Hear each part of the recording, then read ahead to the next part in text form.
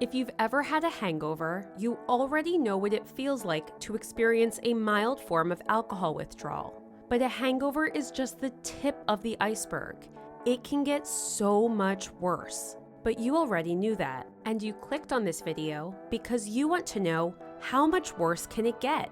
And what is this delirium tremens you mentioned in the title? The DTs, which is the nickname for delirium tremens, is the rarest and deadliest form of alcohol withdrawal. And let me tell you, as someone who's seen and treated it firsthand, it's wild. If it's not treated properly by a medical professional, you can die from it. In this video, I'll explain how delirium tremens differs from typical alcohol withdrawal, so that you'll understand why it's so deadly. And make sure to stay until the end so that you can find out if you're at risk of developing delirium tremens, and what symptoms to look for if you or a loved one has a problem with heavy drinking. Unlike typical alcohol withdrawal symptoms, which often come on rapidly, the symptoms of delirium tremens may not come on so suddenly. They're trickier than that. They sneak up on you and develop days after your last drink. Oftentimes, they start off as the typical symptoms of alcohol withdrawal, which may include hand tremors, excessive sweating, anxiety, nausea and vomiting, insomnia, and palpitations. But as time goes on, usually around 2 to 3 days after your last drink, some of the more unique and severe symptoms of delirium tremens will start to appear. So what are these frightening symptoms and why are they so dangerous? Let's discuss. But first, if you're enjoying this content, don't forget to like, subscribe, and comment below. As you might expect from the name, one of the main features of delirium tremens is delirium. Delirium is described as a disturbance in your ability to think clearly, and it results in confusion and a reduced awareness of your surrounding environment. You may start hearing, seeing, or feeling things that aren't real. Yes, I'm talking about hallucinations. Voices speaking or yelling at you from out of thin air, bugs crawling all over your skin, or mice scampering across the floor. You may even experience immersion hallucinations, where you're transported to a completely different time or place. For instance, you may be at the hospital and you're fiddling with the side rail of your bed because you believe it's the dishwasher in your kitchen and you can't get it open. Believe it or not, you can also get hallucinations with typical alcohol withdrawal that occur shortly after your last drink.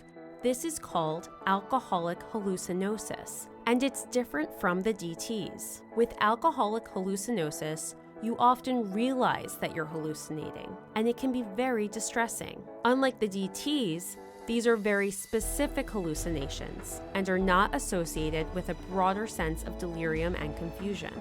Another symptom of alcohol withdrawal that can progress to the DTs is seizures. You heard me right. Alcohol withdrawal can lead to seizures, and that's even before you develop the DTs.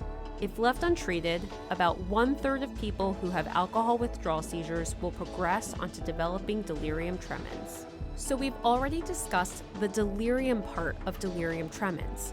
But what makes the DTs so deadly? Almost all people who develop severe alcohol withdrawal have had several days of vomiting, sweating, agitation, hyperventilation, which is breathing really fast, and they haven't been eating or drinking. Their core body temperature may also be really high, and they may go several days with a fever.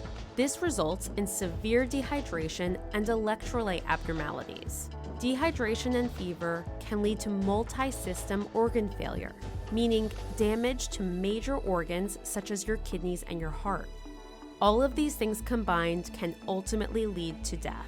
So are you at risk of developing the DTs? If you have a history of prolonged heavy alcohol consumption, you may be. The CDC defines heavy drinking as consuming more than 15 drinks per week for men and consuming more than 8 drinks per week for women.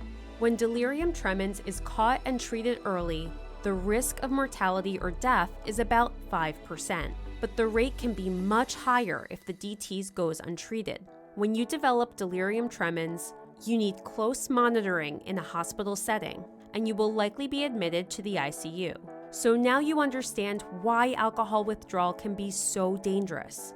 I strongly believe that when it comes to emergency medicine, knowledge is life-saving. That's why I highly suggest that you click on this next video where I discuss some of the surprising symptoms that may indicate that you've been walking around with a hidden brain aneurysm. If you like this video, give it a thumbs up. To learn more interesting facts about emergency medicine, subscribe to the channel. Here are 2 more videos that you should check out to learn more about your health.